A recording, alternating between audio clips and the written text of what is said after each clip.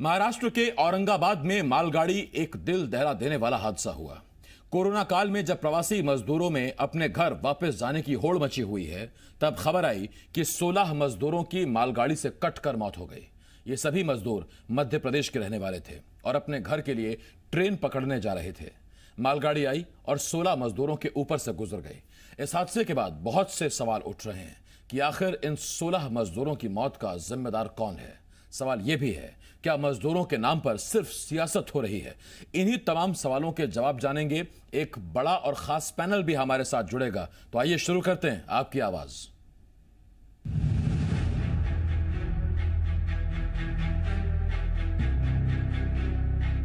देश के अलग अलग इलाकों से आ रही ये तस्वीरें मजदूरों की मजबूरी को बयां कर रही हैं। कोई साइकिल से तो कोई पैदल ही अपने घर जाना चाहता है। ऐसे ही घर पहुंचने की जद्दोजहद ने एमपी के मजदूरों की जान ले ली।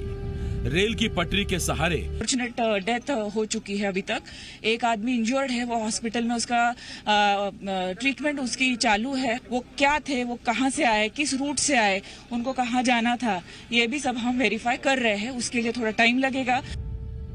हादसे पर सीएम शिवराज सिंह चौहान ने दुख जताया है। उन्होंने रेल मंत्री पीयूष गोयल से हादसे की जांच की मांग की है। तो साथ ही सीएम ने मजदूरों के परिवारों को 5-5 लाख रुपए देने की घोषणा की। घायलों के उचित उपचार की व्यवस्था और जो भाई हमारे बीच नहीं रहे, उनके पार्थिव शरीर को लाने की व्यवस्थाएं की जा रही हैं। पीड़ित परिवारों को तत्काल 5-5 लाख रुपए की राशि दी जा रही है। रेल मंत्री से मैंने आग्रह किया तो घटना की जांच के निर्देश दे दिए। हादसा बड़ा है, इसीलिए सियासत ने भी अपनी जगह बना ली।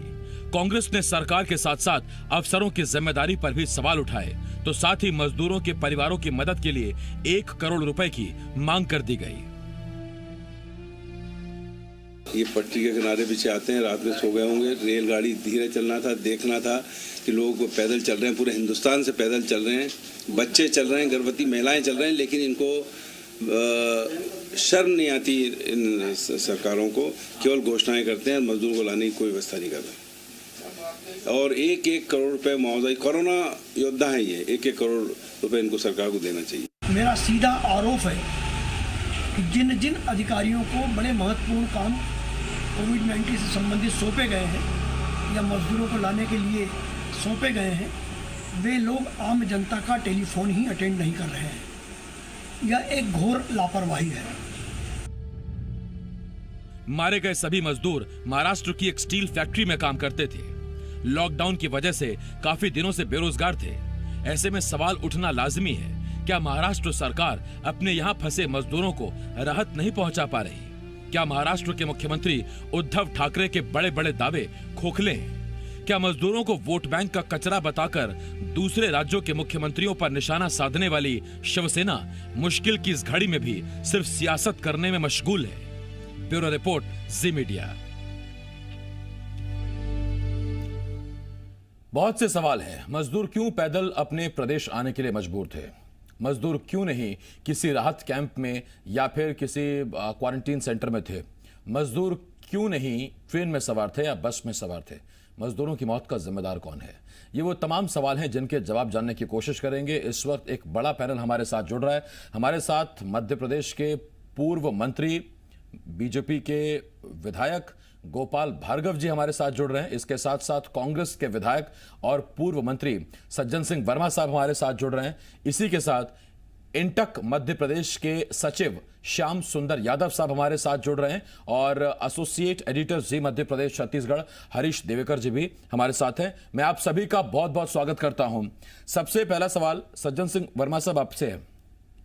सज्जन जी, आपके जो सहयोगी हैं, क्या उनकी जिम्मेदारी सिर्फ इतनी है कि आप उत्तर भारतीय राज्यों की सरकारों को गाली दें, उनकी जिम्मेदारी तय करें, और जो बाकी के मजदूर आपके प्रदेश में हैं वो किस हाल में हैं, कहां हैं, उनको खाना मिल रहा है कि नहीं मिल रहा, वो मजबूर हैं क्या है, इस बात की जानकारी नहीं जुटाएंगे? सिर्फ सियासत होगी क्या? आसिफ भाई, मैं भी सुन रहा था आपके ब्यूरो चीफ की रिपोर्ट। वो मध्य प्रदेश सरकार की गलती को महाराष्ट्र सरकार पे थोपने का बात कर रहे थे कि उद्धव ठाकरे सो रहे हैं, महाराष्ट्र सरकार सो रही है। क्या शिवराज सिंह चौहान नहीं सो रहे? मैं आपको उदाहरण देना चाहता हूँ आसिफ भाई, मैंने इनके अधिकारियों की जो ड्यूटी इन्होंने भोपाल में लगाई है कि बाहर के प्रदेश से जो मजदूर आना चाहते हैं मध्य प्रदेश, उन्हें लाने की जवाबदारी जिन अधिकारियों को सौंपी है भोपाल में, मैंने अपने मोबाइल से व्हाट्सएप किए, उनसे बार बार मैंने आग्रह किया। भीलवाड़ा में तमाम लोग फंसे, मोरबी गुजरात में तमाम लोग फंसे, आंध्र प्रदेश में फंसे, बंगाल में फंसे, एक भी अधिकारी संतुष्टिपूर्ण जवाब नहीं दे पा रहा। बोले अभी तो 5 दिन और लगे। मुझे व्हाट्सएप किए 7 दिन हो गए। अधिकारियों के ना साहब अभी तो कोई रेल की परमिशन नहीं मिल रही, ना बसों की व्यवस्था हो रही है, हम ला नहीं पाएंगे। और इधर झूठे आंसू शिवराज सिंह चौहान बहा रहे हैं कि हमने 5-5 लाख दे दी। उनकी भाषा ऐसी दयनीय हो जाती है जैसे महान द्रवित हो गए हों।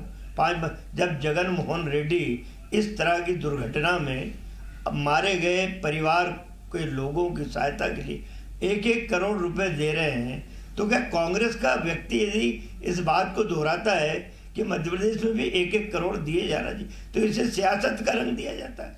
क्या ये न्यायपूर्वक है? क्या मध्य प्रदेश सरकार की जवाबदारी नहीं?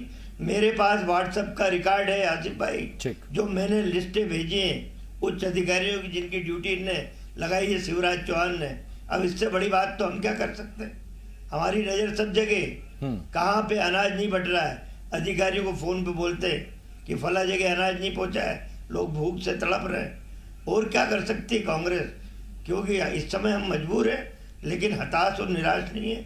हम तो देख रहे हैं कि शिवराज की सरकार सिर्फ ढोंग धतूरा कर रही है, हो कुछ भी नहीं रहा इससे। सज्जन जी, मैं लौट रहा हूँ आपके पास।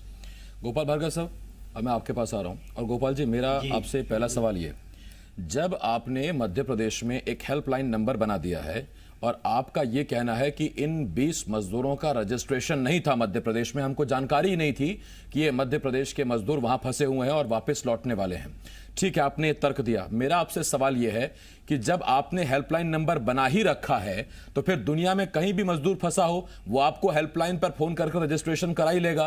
तो फिर आपने बीच में ये आईएएस अधिकारियों की जिम्मेदारी किस लिए तय की थी? इनकी क्या जिम्मेदारी थी? दीपाली रस्तोगी जिनकी जिम्मेदारी है महाराष्ट्र के मजदूरों के बारे में जानकारी जुटाने की, उनको राहत पहुंचाने की, फिर ये आईएएस अधिकारी इतने बड़े बड़े लेवल के जो हर राज्यों की जिम्मेदारी दी गई, इनका क्या काम है? ये किस चीज की मध्यस्थता कर रहे हैं आपके और मजदूरों के बीच में? देखिए, जब ऐसी संक्रमण की स्थिति आती है तो अनेकों प्रकार की व्यवस्थाएं अलग अलग लेवल पर करना पड़ती। हेल्पलाइन नंबर देना भी आवश्यक है, मौजूद भी है। इसके साथ ही हेल्पलाइन पे जो भी खबर आ रही है, जो भी लोग रुके हुए अपने स्थान बता रहे हैं, अपनी परेशानी बता रहे हैं, हेल्प के लिए कह रहे हैं, उनका क्रियान्वयन करने के लिए अलग अलग राज्यों के अधिकारियों में कामों का बंटवारा किया गया था। मध्य प्रदेश के जो वरिष्ठ आईएएस अधिकारी हैं, ऐसे सभी अधिकारियों के अलग अलग राज्यों में ये दायित्व दिया गया है। बहुत दुख है जो ये घटना हुई है औरंगाबाद में। मैं मान के चलता हूं कि मेरा भी कलेजा एक प्रकार से कांप गया।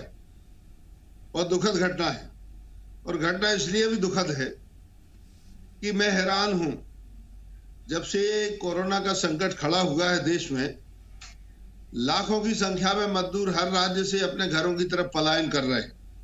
दिल्ली, बंबई जैसे महानगरों से तो कर ही रहे, राज्य के और देश के हर कोने से अपने घरों की तरफ वो जा रहे हैं।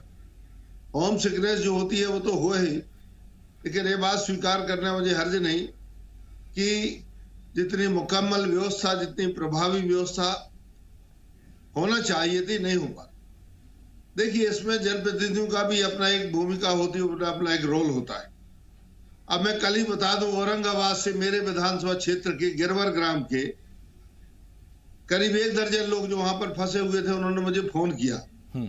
1 सप्ताह पहले फोन किया था, लगातार फोन करते रहे। मैंने संबंधित अधिकारियों से चर्चा की। खासतौर से केसरी साहब जो हमारे एसीएस इस मामले को देख रहे हैं सर्वोच्च रूप से, केसरी साहब से मैंने चर्चा की और मुझे बताते हुए खुशी है कि औरंगाबाद से जो ट्रेन आई थी उसमें मेरे विधानसभा क्षेत्र के लोग आए, भोपाल छोड़ दिए गए। भोपाल से हमने उनको कलेक्ट कर लिया अपने ग्राम गोरेबर, वो वापस आ गए हैं। आप चाहे तो मैं उनके नाम भी बता सकता हूँ, लेकिन ये पहल मुझे स्वयं करना पड़ी और इस कारण से सब संभव हो पाया। हरियाणा में मेरे विधानसभा क्षेत्र के, मेरे जिले के, मेरे प्रदेश के लोग, पंजाब में है, महाराष्ट्र में आ रहा हूँ और दादर नागर हवेली इत्यादि जगह भी हैं, गुजरात में है, अनेकों जगह हैं। ये संकट की घड़ी है। इस संकट की घड़ी में मैं मान के चलता हूं कि कोई एक व्यवस्था के लिए, एक व्यक्ति के लिए जिम्मेवारी देना अपने कर्तव्य से मुंह मोड़ना है। हम सभी लोगों को ये जिम्मेवारी उठाना पड़ेगी। दूसरी बात, मैं आश्चर्य करता हूं कभी कभी 73 साल देश की आजादी के लिए हो गए, लेकिन 73 वर्षों में हम अपने ही आसपास इतना रोजगार पैदा नहीं कर पाए कि लोगों के लिए 2500 किलोमीटर दूर जाके, 2000 किलोमीटर दूर जाके लोगों के लिए रोजगार को जानो। अरुणाचल प्रदेश दलगत राजनीति से अलग हटकर और दलों की राजनीति से अलग हटकर ये चिंता आपकी वाजिब है गोपाल जी, लेकिन आपने जो अभी जवाब दिया मेरे सवाल का, उसी में से एक सवाल मैं आपसे पूछता हूं। आपने खुद कहा आपने अधिकारी को 7 दिन पहले फोन किया, आपने पूरी लगातार उसको बातचीत की, आप कांटेक्ट में रहे और अब आपके इलाके के मजदूर वापस लौट आए। क्या अधिकारी ने आपकी बात सिर्फ इसलिए सुनी क्योंकि फोन करने वाले गोपाल भार्गव थे, ना कि सज्जन सिंह वर्मा? नहीं, अधिकारी जो केसरी साहब थे जिनको मैंने चर्चा की, बताया, उन्होंने औरंगाबाद के जो हमारे मजदूर थे, कहाँ है मेरे पास में सूची है, मैंने उनको नाम बताया। अभिषेक कुर्मी, बल्ले हेमराज कुर्मी गिरवर गांव का, राम भजन कुर्मी, बल्ले राम मोहन कुर्मी, ये गिरवर का है। बताने से क्या सही जवाब देना कि गोपाल भार्गव ने फोन किया इसलिए। गोपाल जी, मैंने आपकी सूची पर सवाल नहीं उठाया सर। आपने कहा कि हमारे 12 लोग हमारे रैली में आ गए, आपने कहा मैंने मान लिया गोपाल जी, लेकिन मैं तो आपसे ये पूछ रहा हूं कि या तो जो अधिकारी लेवल के तय किए गए हैं आप उनसे ऊपर के, क्योंकि आईसीपी केसरी कोई छोटे अधिकारी तो है नहीं, आपने या तो उनके ऊपर के अधिकारी को अपने संबंध में फोन किया, आपकी बात सुन ली कि गोपाल भार्गव साहब फोन कर रहे हैं, मजदूर आ गए, या फिर जो अधिकारी तय किए गए हैं वो सज्जन सिंह वर्मा या कांग्रेस के किसी और नेता की बात नहीं सुन रहे। तो आप नाम बता दीजिए कि सज्जन सिंह वर्मा किसको फोन करें कि उसको फोन करने से उनके इलाके के मजदूर भी आ जाएंगे। देखिए, सज्जन वर्मा भी मेरे राज्य के हैं, बहुत ही जागरूक है और मैं मान के चलता हूं कि अपने दायित्व को अच्छी तरह से समझते हैं। अभी जो 2 महीने पहले सरकार थी उसमें मंत्री भी थे और मैं मान के चलता हूं कि उनकी बात के लिए कोई अधिकारी टालेगा नहीं। हो सकता है कुछ अधिकारी गैर जिम्मेवार होते हो, ये भी हो सकता है, लेकिन मैं मान के चलता हूं कि एक ऐसी व्यवस्था में जो हमें स्थापित की हुई मिली है, इस व्यवस्था में हम इसी के अंदर तो काम कर पाएंगे, इसी के अंदर से परिणाम दे पाएंगे। और इस कारण मैं सोचता हूं कि फिलहाल हम एक दूसरे के ऊपर आरोप प्रत्यारोप करें और अधिकारियों की कमी निकाले से बेहतर ये है कि हम क्या बेहतर कर सकते हैं, हम क्या बेहतर कर सकते हैं। मैं तो कभी कभी सकारात्मक चर्चा की तरफ आप जोर दे रहे हैं कि दोषारोपण ना हो। इस मौके पर जिम्मेदारियां तय करने बैठेंगे तो 1000 नुस्ख निकलेंगे इधर भी और उधर भी। गोपाल जी, मैं आ रहा हूं। सज्जन जी, आपसे जो मेरा सवाल है सज्जन जी, ये चाहता हूं कि हमें अपना बेस्ट अच्छे से अच्छा अपना परफॉर्मेंस करना चाहिए, अच्छे से अच्छे परिणाम मिले। ठीक, गोपाल जी मैं लौट रहा हूं आपके पास। सज्जन जी, थोड़ी देर पहले शिवराज सिंह चौहान ने मृतकों के परिजनों के प्रति दुख भी जताया, मृतकों इस हादसे के लिए दुख जताया। साथ में उन्होंने ये भी कहा कि इन 20 लोगों का रजिस्ट्रेशन नहीं हुआ था। जब रजिस्ट्रेशन नहीं हुआ तो हमें पता ही नहीं चला कि ये मजदूर भी हैं औरंगाबाद में जो मध्य प्रदेश की धरती पर आना चाहते हैं। और रही बात जागरूकता की, तो आप भी समझते हैं सज्जन जी, जिसके पास टीवी खरीदने के पैसे नहीं हो, जिसके पास एक अच्छा स्मार्टफोन नहीं है जिसमें आपको तमाम ई पेपर्स और दूसरी एजेंसी से आपको जानकारी मिलती है, उसको क्या मालूम कि क्या हेल्पलाइन है और कहां पहुंचाना है? आपको नहीं लगता कि ये जो दलील है आप इसे एक तो कितना सही मानते हैं, पहली बात, और दूसरा, क्या वाकई मजदूर टेक्निकली या इंफॉर्मेशन टेक्नोलॉजी के युग में इतना स्ट्रांग है कि उसको ये जानकारी है कि मेरे सरकार ने ये हेल्पलाइन नंबर निकाला है और मुझे इस पर फोन करके खुद को रजिस्ट्रेशन करा लेना है, तभी जान बचेगी? आसिफ भाई, बहुत ही अच्छा प्रश्न आपका। मैं धन्यवाद देता हूं आपको। सारे मजदूर जो हमारे प्रदेश के हैं, शिवराज चौहान जितना पढ़े लिखे नहीं हैं, अंगूठा टेक मजदूर हैं बेचारे, तभी तो बाहर के प्रदेशों में नौकरी करने जा रहे हैं, मजदूरी करने जा रहे हैं। गोपाल भार्गव जी मेरे मित्र, उन्होंने भी बहुत अच्छी बात कही कि आज़ादी के 73 साल के बाद भी हम अपने प्रदेश में वो व्यवस्थाएं नहीं कर पाए कि मजदूर को बाहर मजदूरी करने नहीं जाना पड़े। 15 साल से शिवराज की भाजपा की सरकार बड़ी बड़ी इन्वेस्टर मीट करी, करोड़ों अरबों रुपए बहाया, पर कहीं कोई कारखाना नहीं आया। गोपाल भाई धन्यवाद आपके प्रश्न के लिए। मैं बता दूं आसिफ भाई, मेरे पास प्रूफ है, व्हाट्सएप आप जब बोलेंगे गोपाल भैया को दे दूंगा आपको। हम कांग्रेस के लोगों ने सोनिया गांधी के नेतृत्व में हम बार बार रेल मंत्रा से आग्रह कर रहे हैं कि हमारे प्रदेश के व्यक्ति को आप रेल दे दीजिए, हम किराया देने को तैयार हैं, पर एक बार भी ना रेल दे रहे हैं ना कोई व्यवस्था कर रहे हैं। हम किराया देने को तैयार है कांग्रेस पार्टी। कमलनाथ जी ने कहा जितना पैसा लगेगा हमारे मजदूर प्रदेश के उन्हें ला दीजिए, हम किराया देने को तैयार हैं, पर ये व्यवस्थाएं नहीं कर रहे हैं। अब मैं आपको एक कैलाश की बात बता दूं। औरंगाबाद में जो लोग 16 लोग मरे, कैलाश विजयवर्गीय ने ट्वीट किया कि ये तो मध्य प्रदेश नहीं आ रहे थे, ये तो छत्तीसगढ़ जा रहे थे। अब ये कितना झूठ सिखाया जाता है इन लोगों को, भगवान मालिक है। अब तो दया कर लो इस प्रदेश के भोले भाले मजदूरों पे, यही अनुरोध करता हूं मैं। ठीक, सज्जन जी मैं लौट रहा हूं आपके पास। हरीश जी मैं आपके पास आ रहा हूं और उसके बाद फिर मैं यादव जी आपके पास आता हूं।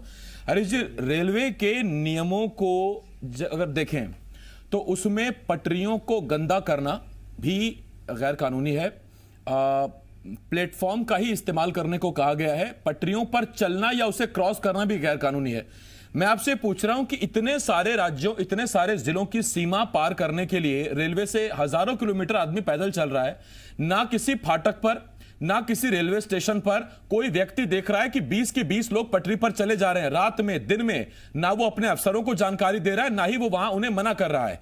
नतीजा, रात भर चले मजदूर सुबह थक कर वहीं चूर हो गए और सुबह मालगाड़ी निकल जाती है और अब हाय तौबा मची है। वरना किसी की जिम्मेदारी नहीं, वरना सब चल रहा है, मजदूर जा रहे हैं तो जाने दो, मर रहे हैं तो मरने दो। से बिल्कुल सही कहा आपने। हमें तो ये देखना होगा, मध्य प्रदेश सरकार के प्रयासों की बात करें तो यहाँ पर कमेटी पे कमेटी, समिति पे समितियाँ बनाई जा रही हैं। पहले समिति बनाई गई कि अफसर तय किए गए कि राज्यों के अपने अपने मजदूर चिन्हित करें, उनकी वहाँ व्यवस्था करें। वो समिति काम करती, उसके बाद दूसरी समिति बन गई। वो समिति जो बनाई गई, वही मजदूर जो है वहाँ से लेके आए अफसर, वो समिति काम नहीं करती, उसके बाद हेल्पलाइन बना दी गई। फिर कहा गया कि हम 1000 रुपये मजदूर के खाते में डालेंगे खाने के लिए। फिर कहा गया किराया देंगे। समिति पे समितियां बनी और जिन अफसरों के नंबर वायरल किए गए वहाँ से ही गलतियां हुई। जो अफसर हैं, जो बिल्कुल क्रीमी लेयर अफसर है, उनके पास फोन आना शुरू हो गया ढेरों, तो उन्हें फोन उठाना बंद कर दिया, तो व्यवस्था गड़बड़ा गई। एक के बाद हेल्पलाइन की तो हेल्पलाइन पे फोन आ गए। तो जो समितियां व्यवस्था की वो नहीं की गई। जो सा आसिफ बता रहे हैं कि पटरी पे चलते हुए आए मजदूर, तो क्या करें, मजबूर हैं, उनके पास कोई विकल्प नहीं है, कोई सुनने वाला नहीं है, तो वो रात भर चलें, पटरी पर चलें, सड़क पर चले, कोई देखने वाला नहीं है। जो जिम्मेदार लोग हैं घरों में सो रहे हैं, एसी बैठे, कोरोना का डर है उनको, जो कोरोना वायरस है वो गिने चुने लोग हैं जो काम कर रहे हैं, लेकिन जो जिम्मेदार अफसर हैं वो एसी पे कक्ष में बैठ के पूरा सिस्टम चला रहे हैं। तो जहां जहां जिनको देखना चाहिए जिम्मेदार लोग हैं वो अपने घरों में बैठे हुए हैं, तो मजदूर मजबूर होकर रात भर पटरी के किनारे चल रहे हैं, वहां सक के सो गए, मर गए। तो इसके लिए जिम्मेदारी तय की जाए तो बड़े ऊपर लेवल से तय की जाना चाहिए। जो कहीं ना कहीं सरकार आदेश बना रही है, कमेटी बना रही है, लेकिन एजुकेशन लेवल पर कहाँ कितना कौन काम कर रहा है उसको देखने वाला कौन है, कोई देखने वाला नहीं है। तो यही वजह है कि आज 16 बेगुनाह बेचारे मजदूर अपने घर के लिए निकले थे वो ऊपर चले गए। यहाँ ऐसी स्थिति हो गई है और इतनी दयनीय स्थिति है कि बात करने में भी कलेजा कांप रहा है। कोई अपने माँ से मिलने निकला था, कोई अपनी पत्नी से निकला था और अपने जहान को बचाने के लिए निकला था, वो आज वो महरूम हो गए अपने जान से। सो सरकार, जहाँ महाराष्ट्र सरकार बात करती है कचरा पॉलिटिक्स की बात करती है, मध्य प्रदेश सरकार बोलती है, दावा करती है हम लेके आ रहे हैं, हम देख रहे हैं लगातार तस्वीर हमारे सामने आ रही है, कंक्रीट के सिस्टम बैठ के मजदूर आ रहे हैं, प्याज की बोरी के नीचे बैठ के आ रहे हैं, टैंकर में आ रहे हैं। तो क्या करें मजदूर, कहाँ जाए, कोई सुनने वाला नहीं, समझने वाला नहीं। सरकार के दावे अपनी तरफ है, सरकार सिस्टम बना रही है, लेकिन जो एजुकेशन लेवल है वो काम नहीं कर रहा है। तो जो ऊपर का लेयर है जो सिस्टम बना रहा है और नीचे का जो जिसको मिलना चाहिए, इसके बीच में जो सिस्टम है वो गड़बड़ा है। जब तक आसिफ वो सिस्टम सही नहीं होगा तो कहीं भी इसको न्याय नहीं मिलेगा मजदूर, और मजदूर मजबूर ही बना रहेगा और इसी तरह शिकार होता रहेगा सिस्टम का। जीते जी जहान तो मिल नहीं पाया, बात करने को कोई तैयार नहीं है, और दावे किए जाते हैं कि हमने जान भी चली गई। मैं हरीश जी लौट रहा हूं आपके पास। श्याम सुंदर यादव जी हमारे साथ जुड़े हुए हैं, आप सचिव हैं मध्य प्रदेश इंटक के, इंटक यानी कि मजदूर संगठन। श्याम सुंदर जी मैं आपके पास आ रहा हूं। श्याम सुंदर जी देखिए, हम बार बार जब जिक्र करते हैं मजदूरों का तो फिर हमें तुलनात्मक रूप से जिक्र करना पड़ता है कोटा में फंसे छात्रों का। वो छात्र भी किसी न किसी के बच्चे हैं, मध्य प्रदेश के हमारे बच्चे हैं, हमको उनकी बराबर चिंता है। लेकिन वो एक ट्वीट करते हैं, वो ट्रेंड कर देते हैं, वो सीधा टैग करते हैं मुख्यमंत्री को, तो वो ऑटो रजिस्टर हो जाता है। वो पता लग जाता है कि इस फलाने शख्सियत का बच्चा कोटा में है, पढ़ाई कर रहा है, लाखों रुपए की फीस दे रहा है, फंस गया है। उसको लाने के लिए कोशिशें शुरू होती है, बसें जाती हैं। मजदूर की यही गलती है क्या कि उसको ना ट्विटर चलाना आता है, ना उसको टैग करना आता है, ना उसको कोई चीज वायरल करनी आती है? यही गलती है क्या उसकी? आशिफ भाई, मैंने अभी सज्जन भाई को सुना, गोपाल जी को सुना और हरीश भाई को सुना। हरीश भाई जी ने जो बात कही है मैं उससे मुताल्लिक कुछ बात कहना चाहता हूं। ये जो मजदूरों के साथ ये विभत्स घटना हुई, इसकी तो जितनी निंदा की जाए कम है। किंतु हम क्या ये नहीं जानते कि जिस रोज लॉकडाउन शुरू हुआ था उस दिन देश के विभिन्न प्रांतों में लाखों मजदूर सड़कों पर या अपने घरों में कैद थे। यदि सरकारें, केंद्र सरकार अगर उनके आने जाने की व्यवस्था करती तो ये स्थिति भयावह नहीं होती। किंतु हम तो रास्ता देख रहे थे कि लोग मरें, फिर हम स्पेशल ट्रेन चलाएं। अगर इन मजदूरों को जो रेल की पटरी पर चल रहे थे, अगर इनको सड़क मार्ग से आने दिया जाता या रेल में इनको स्पेशल ट्रेन से भेजा जाता तो शायद ये दुर्दशा नहीं होती। तो आशिफ भाई, कहने का तात्पर्य है कि चाहे केंद्र सरकार व्यवस्था कर रही है, चाहे राज्य सरकार कर रही है, अगर हम ये कहते हैं कि ये मजदूर यहाँ का नहीं है, वहाँ का नहीं है, तो मजदूर, कोरोना से सारा देश परेशान है, समाज दुखी है, लेकिन जितना परेशान मजदूर, असंगठित मजदूर, निर्माण मजदूर और कृषि मजदूर परेशान है, इसका दूसरा समाज का नहीं। आपने एक बात और कही छात्रों की, मैं उसको तायद करता हूं, किंतु जिस तरह वो आपने बताया कि वो टेक्निकल हैंड है, मजदूरों में ये जागृति नहीं है, तो जब उनके लिए व्यवस्था की जाती है बहुत अच्छी बात है, तो क्या इनके लिए नहीं की जा सकती? लेकिन बस ये भेद किस लिए है, मैं इस पर लौटूंगा यादव जी आपके पास। एक छोटे से ब्रेक का वक्त हो गया है। हमारे साथ सज्जन जी, गोपाल जी और श्याम सुंदर यादव जी बने हुए हैं। एक छोटा सा ब्रेक है, फौरन लौट रहे हैं। ब्रेक के बाद हाजिर हैं और आज हम आपकी आवाज में 1 घंटा इसी पर डिबेट कर रहे हैं। डिबेट महाराष्ट्र के औरंगाबाद से सामने आए एक दर्दनाक हादसे पर। हादसा ऐसा जिसमें मध्य प्रदेश के 16 मजदूरों की जान चली गई। औरंगाबाद से मध्य प्रदेश आने की जद्दोजहद में, यानी वापस अपने घर आने की जद्दोजहद में 16 मजदूरों की जान चली गई। रेलवे पटरी के सहारे सहारे ट्रेन पकड़ने के लिए मजदूर लंबा रास्ता तय कर रहे थे। सुबह 5 बजे का वक्त था, 5:15 बजे का। मजदूर थक कर चूर हुए, थोड़ी देर सुस्ताने लेटे, नींद आ गई और उसके बाद आ गई मालगाड़ी, सबके ऊपर से निकल गई। कुल 20 में से 16 लोगों की मौत हो गई। 14 ने मौके पर ही दम तोड़ दिया, 2 ने इलाज के दौरान दम तोड़ दिया। हमारे साथ खास मेहमान जुड़े हुए हैं। हमारे साथ पूर्व मंत्री, बीजेपी के विधायक गोपाल भार्गव जी और कांग्रेस के विधायक पूर्व मंत्री सज्जन सिंह वर्मा साहब। इसके साथ साथ श्याम सुंदर यादव जी, आप सचिव हैं मध्य प्रदेश इंटक के, और जी मध्य प्रदेश छत्तीसगढ़ के एसोसिएट एडिटर हरीश दिवेकर जी हमारे साथ जुड़े हुए हैं। गोपाल जी, मैं आपके पास आ रहा हूं। मेरा आपसे एक सवाल। गोपाल जी, बार बार जो एक्सपर्ट्स हैं, जानकार हैं, वो एक सवाल शुरुआती दौर से उठा रहे हैं। वो कह रहे हैं कि भारत में सबसे पहले कोरोना नहीं आया, आपके पास पर्याप्त वक्त था दूसरे देशों की स्थिति देखते हुए, दूसरे देशों की स्थितियों से, उनकी गलतियों से सीखते हुए। जब देश में शुरुआत में कोरोना आया, आपने पूरा देश लॉकडाउन किया। नतीजा यह हुआ कि अर्थव्यवस्था पटरी से उतर गई। आज हम वही कर रहे हैं जो हमें नहीं करना चाहिए। मजबूरी हमारी ऐसी है कि हमको अर्थव्यवस्था पटरी पर लाने के लिए संस्थान धीरे धीरे खोलने पड़ रहे हैं। जिन इलाकों में कोरोना डिटेक्ट हो रहा था उन्हीं को कंटेनमेंट जोन करके, अगर बहुत स्ट्रांग तरीके से उन्हीं को अगर हम आइसोलेट कर देते, पूरे इलाकों को सील कर देते, तो शायद मजदूर अपनी फैक्ट्रियों में काम कर रहे होते उन्हें मध्य प्रदेश में लौटने की आवश्यकता ना पड़ती, आज वो मालगाड़ी के नीचे ना आते। हम जिन चीजों से बच रहे थे, करना हमको वही पड़ रहा है आखिर में। देखिए, कुछ आपका कहना आंशिक रूप से सही है, लेकिन हमारे प्रधानमंत्री जी ने समय रहते हुए इस देश को अभी तक तो मैं कह रहा हूं बचा लिया, और इसलिए बचा लिया क्योंकि जो स्थिति अमेरिका में, स्पेन में, इटली में, जर्मनी में या पश्चिमी यूरोप के अन्य देशों में, बल्कि अब तो पूरा यूरोप में वो फैल चुका है कोरोना, चाइना सहित एशिया के देशों में भी फैल चुका है। मैं इतना कहना चाहता हूं कि इस बात को समझते हुए प्रधानमंत्री नरेंद्र मोदी जी ने समय रहते हुए देश में लॉकडाउन की घोषणा कर दी थी, और इसलिए आज भारत जो है 135 करोड़ से ज्यादा आबादी का देश होने के बावजूद भी बहुत कुछ हम दूसरे देशों की तुलना में आज भी हम सुरक्षित हैं। कम नुकसान हमें हुआ है, नुकसान तो हुआ है, ये बात जरूर है। हमारा औद्योगिक उत्पादन प्रभावित हुआ है, हमारी अर्थव्यवस्था प्रभावित हुई है, हमारे जान माल का नुकसान हुआ है, लेकिन इसके बावजूद भी यदि हम देखें कि दुनिया में सबसे बड़ी दूसरी आबादी का देश होने के बावजूद भी हमें ज्यादा कुछ नहीं खोना पड़ा है। ईश्वर की कृपा है और हमारे नेतृत्व की क्षमता है। प्रधानमंत्री ने यह बात जरूर कही कि जान है और जहान है, दोनों बातें हमें देखना है।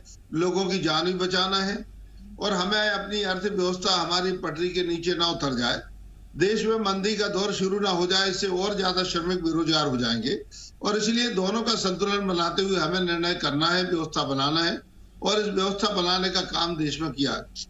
भारत एक इतना बड़ा देश है कि जिसमें 135 करोड़ लोगों में सारे लोगों को एक साथ किसी ट्रेन के माध्यम से, सार्वजनिक परिवहन के माध्यम से उनके घर तक पहुंचाना कतई संभव नहीं है।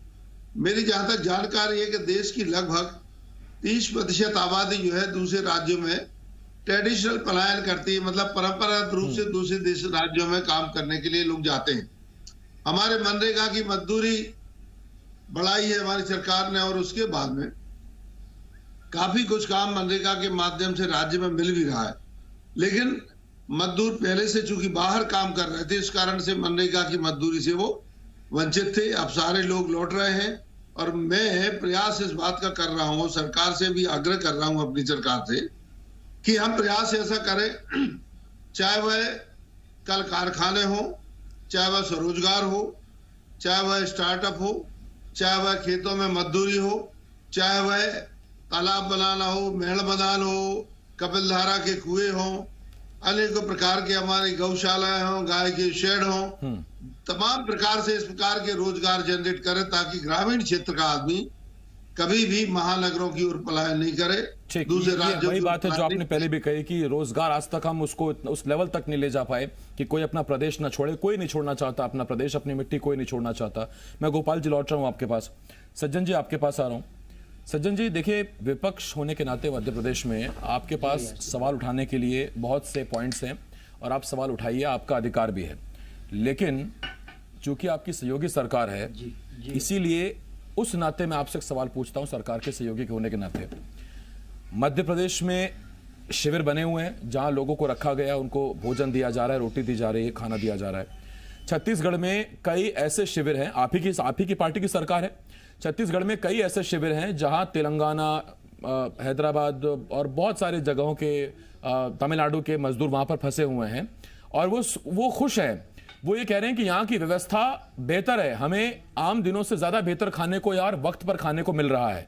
ऐसी व्यवस्था कम से कम अगर कर दी जाती तो फिर कोई क्यों इतना बड़ा रिस्क लेके कई हजार किलोमीटर या कई 100 किलोमीटर चलने को मजबूर होगा, वो अपने घर पैदल जाने के लिए मजबूर होगा। अगर उसे 2 वक्त की रोटी वहां मिल रही है तो फिर वो क्यों पैदल चलने, कौन चाहेगा इतनी धूप में पैदल चलना?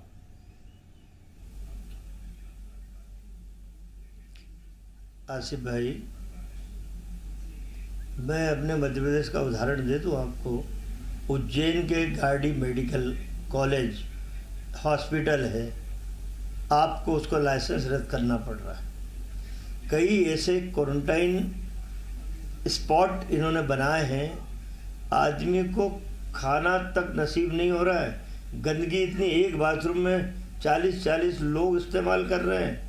ये मध्य प्रदेश की सरकार का कारनामा है। बात अभी मेरे मित्र बोल रहे थे, गोपाल भाई, कंट्रोवर्शियल बात कही। पहले तो उन्होंने कहा कि 73 साल में कोई व्यवस्था नहीं हो पाई, अब सफाई दे रहे हैं कि हमने मनरेगा और ये वो चालू किया, मजदूर पहले ही चले गए।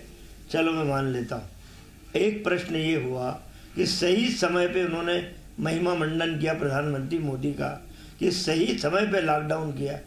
अरे जो प्रधानमंत्री 23 मार्च तक लोकसभा चला रहा हो, 23 मार्च का इंतजार कर रहा हो कि मध्य प्रदेश की कांग्रेस की सरकार गिराएं, कैसे कह सकते हो कि सही समय पे लॉकडाउन किया? और ये सबसे ज़्यादा कोरोना आसिफ भाई किस देश में है? अमेरिका में है। श्रीमान ट्रंप की यात्रा कराई, अमेरिका से कोरोना की हवा लेके ट्रंप आए। दूसरी तरफ ये प्रधानमंत्री नरेंद्र मोदी को महिमा मंडित कर रहे हैं। यदि 2 दिन पहले बता दिया जाता मजदूरों को, श्रमिकों को, अन्य राज्यों में पड़े हुए लोगों को कि हम 1 दिन बाद या 2 दिन बाद लॉकडाउन करेंगे, तो आज इस तरह के हादसे नहीं होते। औरंगाबाद में मरे 8 मजदूर, मथुरा में, छतरपुर के एक्सीडेंट में मरे कोरोना में, तो कम मृत्यु हो रही है। सज्जन जी, या इसे ऐसे देखिए कि अगर लॉकडाउन करने से पहले मजदूरों को बता दिया जाता कि 2 दिन बाद लॉकडाउन होने वाला है, तो ट्रेनों में भीड़ लग जाती, बसों में भीड़ लग जाती, लोग अपने घरों की तरफ दौड़ते और इसका सीधा मतलब उनमें से एक भी संक्रमित होता तो वो आंकड़ा संभाल पाते हम? अब जो हो रहा है उसका जवाब क्या है आसिफ भाई? क्या अभी भीड़ इकट्ठी नहीं हो रही? महाराष्ट्र में, दिल्ली के बस स्टैंडों पे, ट्रेनों के वहाँ स्टेशनों पे भीड़ इकट्ठी हो रही है कि नहीं? आपके चैनल खुद दिखा रहे हैं वो भीड़। इससे तो सुरक्षित घर पहुँच जाते, भूखे मरने की नौबत नहीं आती, जान से तो नहीं जाते जो एक्सीडेंट में जान से जा रहे हैं। इस प्रश्न का जवाब कहाँ है, वो बताएं मुझे। ठीक, मैं लौट रहा हूँ सज्जन जी आपके पास। गोपाल जी मैं आपके पास भी आता हूँ। हरीश मैं आपके पास आ रहा हूँ। हरीश देखिए, औरंगाबाद के आंकड़ों की जब हमने स्टडी की तो हमें पता लगा कि महाराष्ट्र के जिन जिलों में सबसे ज्यादा केसेस हैं मुंबई के बाद, उनमें से एक जिला औरंगाबाद भी आता है। औरंगाबाद में आज तक 400, एग्जैक्ट 400 अभी तक के जो आंकड़े आए हैं हमारे पास स्वास्थ्य विभाग की तरफ से, उनके 400 अभी तक केसेस पाए गए हैं पॉजिटिव, जिसमें से 357 एक्टिव हैं, यानी कि बहुत ज्यादा मरीज वहां ठीक नहीं हुए हैं। 12 लोगों की मौत हो चुकी है और यह जिला केंद्र सरकार ने ही इसको रेड जोन घोषित किया है। तो यह बताता है कि रेड जोन घोषित कर दिया और उसके बाद सरकार कितनी संजीदा है उस रेड जोन के प्रति। उस रेड जोन से कोई बाहर ना निकले, कोई वहां से अंदर ना जा पाए, पासेस जारी हो रहे हैं, लेकिन 20 मजदूर उस रेड जोन से दूसरे जिले की तरफ मूव करते हैं। किसी अधिकारी को, किसी पुलिसकर्मी को कानो कान खबर नहीं। यह रेड जोन का हाल है, यह कोई ग्रीन जोन नहीं है, यह रेड जोन है। बिल्कुल आसिफ, मैं बार बार ये बात बोल रहा हूँ, एजुकेशन लेवल जो है वहीं पर बहुत बड़ी लापरवाही है। और ये मजदूर को लगा जब हाईवे पर जाने का नहीं मिलेगा, जाम है, तो ये पटरी चलें। इन मजदूरों की अगर परिवहन की व्यवस्था करा दी जाती, या जिस तरह रेलवे की बात की, रेल ट्रेन में व्यवस्था दी जाती, तो ये पटरी नहीं चलते।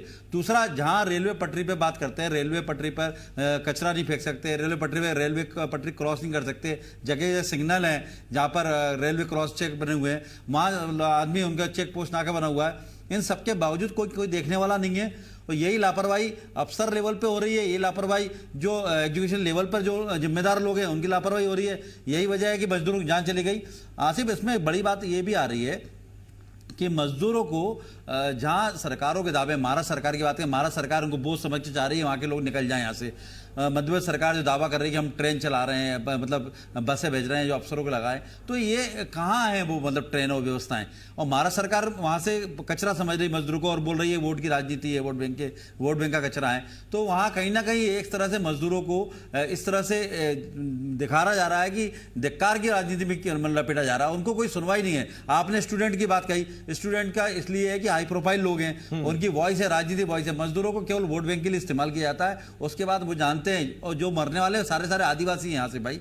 और इसमें मेन बात है कि शेड्यूल उमरिया के पूरे लोग हैं, इनके आदिवासी अपनी बात को वैसे ही नहीं बोलना जानते, अपनी आवाज उठाना नहीं जानते, वो कहाँ किसकी बात करेंगे। यही वजह है कि उन्होंने पटरी वाला रास्ता चुना। यहाँ पुलिस वाले खबर लेनी जरूरी है। ग्वालियर की जीवाजी यूनिवर्सिटी के आर्यभट्ट हॉस्टल में दूसरे राज्यों के 9 छात्र फंसे हुए थे। बताया जा रहा है कि उनमें से 6 छात्र भाग गए। आरोप है कि हॉस्टल में छात्रों के खाने पीने की व्यवस्था नहीं थी, जिसके बाद 6 छात्र जो बिहार के थे वो चले गए। अब 3 छात्र ही कुल हॉस्टल में बचे हुए हैं। बचे हुए छात्रों के मुताबिक जो छात्र भागकर गए हैं वो बिहार जाने के लिए अपने साथ 7-7 हजार रुपए लेकर गए हैं। हॉस्टल में खाने पीने की व्यवस्था न होने के आरोपों पर विश्वविद्यालय प्रशासन ने सफाई देते हुए कहा कि जो छात्र गए हैं वो परमिशन लेकर गए हैं। हॉस्टल में खाने पीने की कोई समस्या नहीं है। और आपको बता दें कि कुछ दिन पहले इसी हॉस्टल के बाहर की तस्वीरें हमने आपको दिखाई थी, जहां कुल 9 छात्र ये खड़े हुए थे और अब वहां पर सिर्फ 3 छात्र खड़े हैं, यानी कि 6 बिहार चले गए। इन 9 छात्रों ने मुख्यमंत्री शिवराज सिंह चौहान को पत्र भी लिखा था और मांग की थी। और यहां जीवाजी यूनिवर्सिटी की जो लापरवाही उस वक्त बताई गई थी वो ये बताई गई थी कि हॉस्टल के अधिकारियों ने बता दिया था कि हमारे यहाँ कोई छात्र नहीं है, सब छात्र अपने घर चले गए, इनको भूल गया हॉस्टल। नतीजा इनके खाने पीने की कोई व्यवस्था नहीं थी। मजबूरी में छात्र कम राशन में काम चला रहे थे और जब राशन खत्म हो गया, खाने पीने व्यवस्था नहीं बन पाई, तो उसके बाद छात्र वहां से चले गए बिहार की तरफ। मैं गोपाल जी आपसे सीधा सवाल पूछता हूं और मेरा आपसे सवाल ये, महाराष्ट्र में क्या व्यवस्था थी क्या नहीं थी उसे छोड़ देते हैं। अब सीधा अगर मध्य प्रदेश में ही हम आए तो जीवाजी यूनिवर्सिटी की ये खबर मैंने आपको बताई भी और आप खुद सुनिए। पहले तो हॉस्टल ने मनाही कर दिया कि हमारे यहां छात्र है नहीं। शिवराज सिंह चौहान को पत्र भी लिखा, उस पर कुछ हुआ नहीं, तो उसके बाद 6 छात्र बिहार के लिए मूव कर गए। जो 3 छात्र फंसे हुए हैं कह रहे हैं खाने को रोटी नहीं है साहब।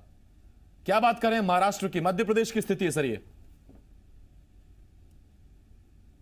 देखिए, मैं स्वीकार करता हूं कि पूरे प्रदेश में और देश में सारी जगह एकदम अचूक व्यवस्था तो नहीं हो सकती, लेकिन सरकारें अचानक आए संक्रमण से या प्राकृतिक आपदा से निपटने के लिए अपने अपने तरीके से प्रभावी काम कर रही। जहां चूक होती है वहां आपने देखा कि हमने तमाम प्रशासनिक अधिकारी, चाहे वो इंदौर के कलेक्टर हो, एसपी हो, उज्जैन के कलेक्टर हो, एसपी हो, और भी अन्य जिलों के कलेक्टर, एसपी जो है, क्योंकि जिला प्रशासन ही इसके लिए सबसे ज्यादा उत्तरदायी होता है। कोई सरकार या पार्टी भोपाल में बैठ के सारी व्यवस्थाओं को नहीं देख सकती। अब जीवाजी यूनिवर्सिटी में जो कुछ भी हुआ हो, वहां के वाइस चांसलर, वहां के रजिस्ट्रार या फिर अन्य लोग जो जिम्मेवार लोग हैं उनको देखना चाहिए था, और उसके ऊपर जो भी लोकल एडमिनिस्ट्रेशन है उसके लिए भी देखना चाहिए थे। और तीसरी बात जो मैंने शुरुआत में कही कि हम राजनीतिक लोगों की भी कोई जिम्मेवारी बनती है, हमको भी जाके वहां पर देखना चाहिए कि ये बच्चे जो यहाँ पर पढ़ रहे हैं या फिर यहाँ पर निरुद्ध हैं, इन बच्चों के खाने पीने की मुकम्मल व्यवस्था, प्रभावी व्यवस्था जो भी आवश्यकता है वो पूरी हो रही कि नहीं हो रही। अब इसमें मैं मान के चलता हूं कि सारी व्यवस्था को देश की और प्रदेश की यदि समेटना है तो ये एक प्रकार से नाइंसाफी होगी।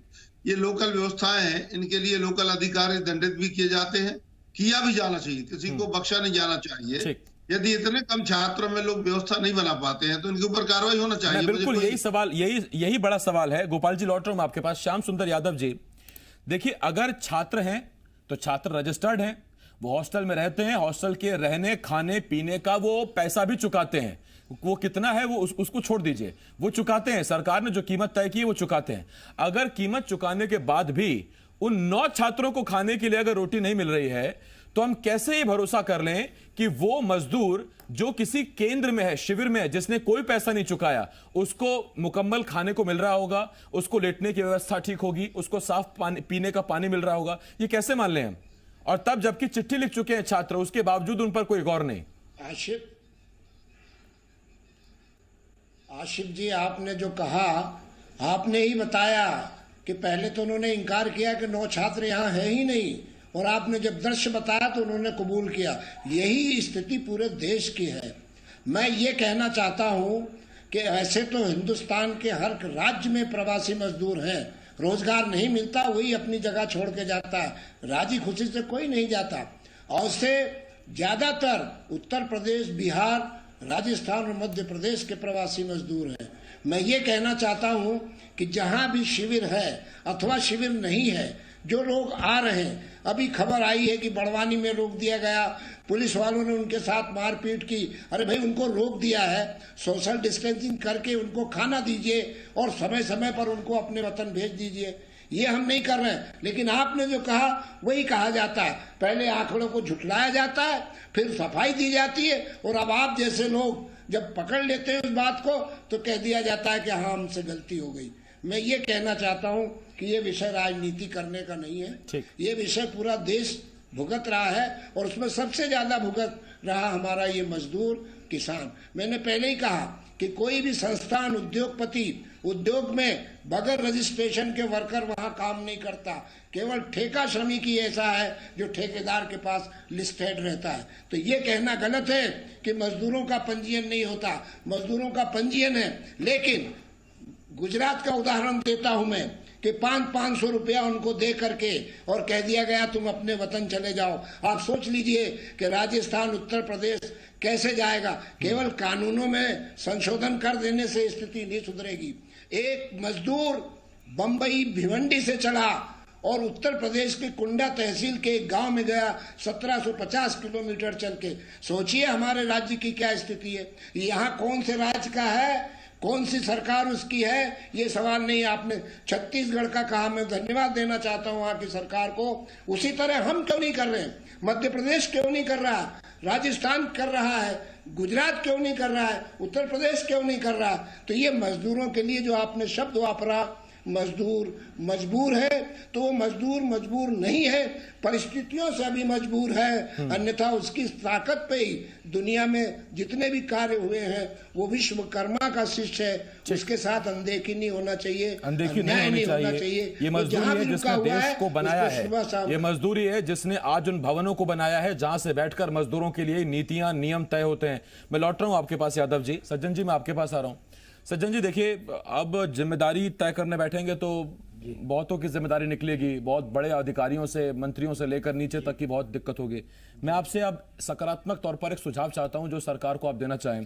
मैं आपसे यह पूछना चाहता हूं सर, क्या आपको लगता है कि एक देश में इस वक्त चर्चा चल रही है, चर्चा ये कि एक देश एक राशन कार्ड, कम से कम आप मनरेगा में रजिस्टर्ड मत कीजिए, आप आधार लिंक किसी का हो पाया नहीं हो पाया मत कीजिए, लेकिन जब एक मजबूत आदमी जो आर्थिक रूप से सशक्त है वो कहीं भी आने जाने, वो ट्विटर पर भी एक्टिव है, वो सशक्त है, मजदूर कम से कम राशन कार्ड के जरिए ही सही कहीं तो दस्तावेजों में रजिस्टर्ड होगा, कहीं तो ये जिक्र हो पाएगा कि मध्य प्रदेश का रहने वाला मजदूर महाराष्ट्र के औरंगाबाद में राशन ले रहा है, ये सरकार में डेटा होगा।